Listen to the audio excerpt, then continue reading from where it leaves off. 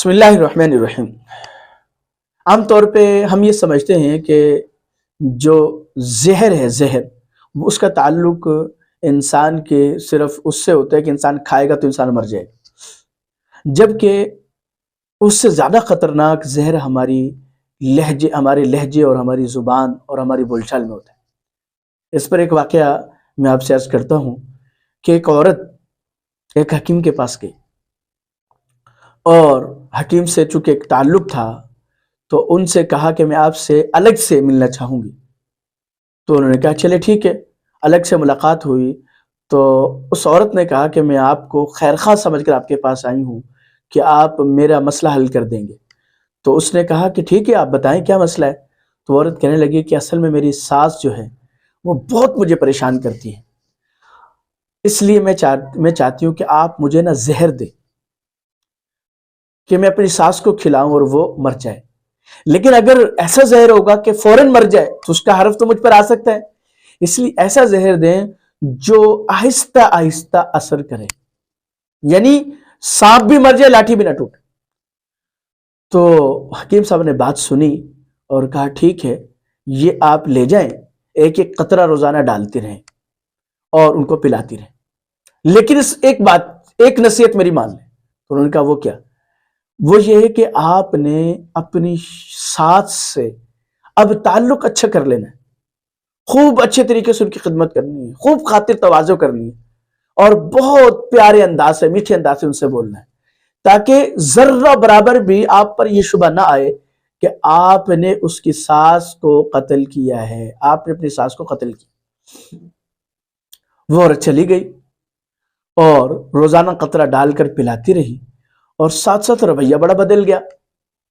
اب جب رویہ بدلا، اب ساس کی خدمت کرنے لگ گئی تو ساس بھی اس سے محبت کرنے لگ گئی اور اس کی تعریفیں کرنے لگ گئی، جو بھی آتی اس کے سامنے ساس اپنی بہو کی تعریف کرتی، جو بھی آتی خاندان میں ان کی تعریف کرتی۔ اب یہ بہو سوچنے لگی کہ ساس کا تو رویہ بدل گیا ہے، اور یہ تو میرے لیے مشفق اور مہربان بن گئی ہیں، خاندان میں میری ترجمان بن گئی ہیں۔ اب وہ سوچنے پہ مجبور ہوئی کہ اگر ایسی ساس میرے ہاتھ سے چلی جاتی ہے تو میرے لیے تو ایک بہت بڑا سہارا چلا جائے گا۔